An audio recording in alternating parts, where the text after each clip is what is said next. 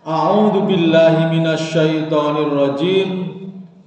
Wabtaghi fi ma ataqallahu ad-daral akhirah wa la tansa nasibaka minad dunya wa ahsin kama ahsanallahu ilaik wa la tabghil fasada fil ard innallaha la yuhibbul mufsidin.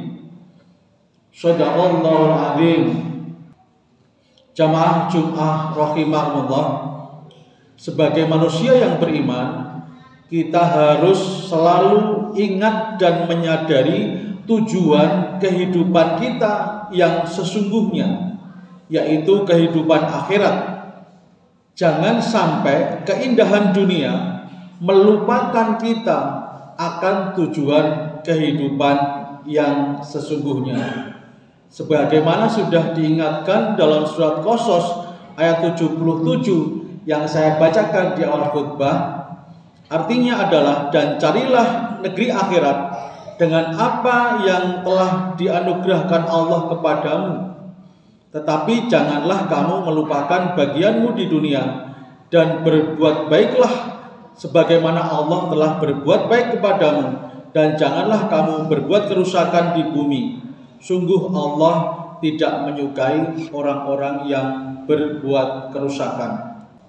Berkaitan dengan hal tersebut, Imam Ghazali pernah menyampaikan bahwa kenikmatan dunia merupakan racun mematikan yang berjalan pada urat nadi yang bisa menjauhkan hati dari mengingat mati dan hari kiamat. Ini merupakan kematian hati yang menyebabkan sebagian orang gelap mata mencari kenikmatan dunia tanpa memperdulikan aturan dari Allah dalam mendapatkannya.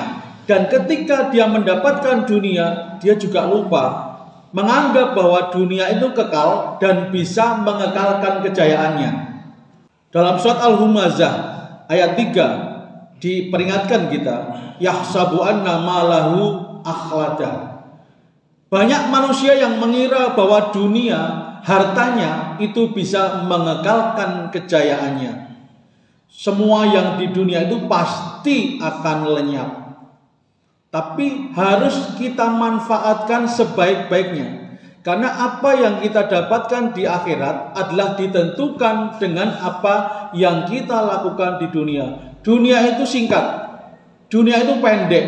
Dunia itu tidak abadi. Tapi yang pendek ini, bagaimana kita mensikapi dunia akan menentukan bagaimana nanti nasib kita di alam yang keabadian, yaitu di akhirat. Makanya nasihat seorang imam bernama Ibnu Abbas, dia mengatakan bahwa janganlah kau sia-siakan umurmu dengan tidak melakukan amal baik di dunia ini, karena akhirat hanya bisa diraih dengan amal dunia. Kita sudah sangat hafal dengan wal asri innal insana lafi khusr. Demi waktu manusia itu banyak yang merugi. Dalam menggunakan waktu banyak orang yang merugi. Termasuk dalam hal ini adalah bagaimana dia menggunakan fasilitas di dunia. Banyak yang merugi.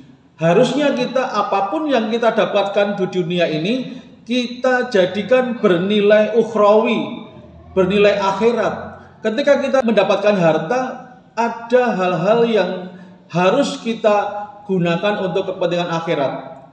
Kalau kita berdoa kan Rabbana atina fid dunya hasanah wa fil akhirati hasanah wa qina adzabannar. Kalau kita mencoba menghitung dengan persentase atau proporsi, ternyata kita berdoa dunia itu hanya sepertiga, sedangkan yang akhirat itu 2/3. Harusnya kita juga jangan kita salah memberikan porsi ketika kita menggunakan waktu, menggunakan fasilitas dunia. Porsi yang untuk akhirat harus kita lebihkan. Dan sebentar lagi bapak-bapak sekalian, sebagai kepala rumah tangga, kita ada panggilan untuk melaksanakan ibadah kurban. Monggo dari sekarang mulai niat dan disiapkan hartanya. Jangan sampai kita berani mengadakan acara hajatan mewah, tapi ketika Idul Adha mengatakan tidak mampu. Harusnya kita malu pada Allah. Allah sudah mengingatkan, inna a'toina kal kausar. Aku sudah berikan kamu kenikmatan yang sangat besar, sangat banyak.